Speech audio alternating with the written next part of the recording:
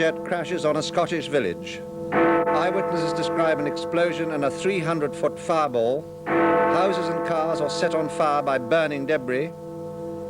In London, police hunt 2 men after finding an IRA bomb factory, and a mother and stepfather get 12 years for killing little Doreen.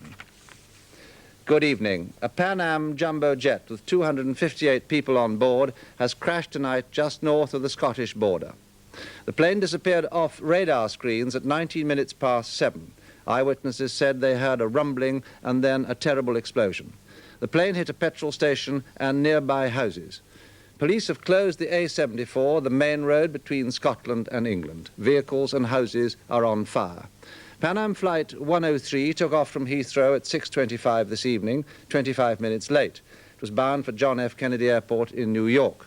Radio contact was lost when the plane was at 31,000 feet. It crashed near the centre of Lockerbie. A spokesman at Dumfries Royal Infirmary said they had received only a very small number of casualties. Geoffrey Archer has been looking at the first pictures we've received. The first pictures from the devastated town of Lockerbie show a string of houses set ablaze by the jet as it exploded in flames. The Pan Am Jumbo had been following its normal flight path north over Scotland. There were no signs of any problems with the flight. The last radio contact with the plane was at 15 minutes past 7. Then radar screens lost contact and it crashed with devastating force into the small town. Eyewitnesses said it made a massive crater next to a main road. It seems that all 258 people on board were killed, but it's not known how many casualties there are on the ground. People in the town talked of what they'd seen. Just seen a big streaky light, and then there's a big explosion. Well, we can't see Lockerbie for the house, but the whole bit just massive, like. We can't get any closer than here because we just got hunted with that police along the road there.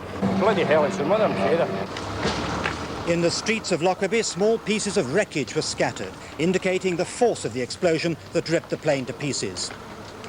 There are no reports that the pilot of the aircraft sent any messages reporting that he was in difficulty.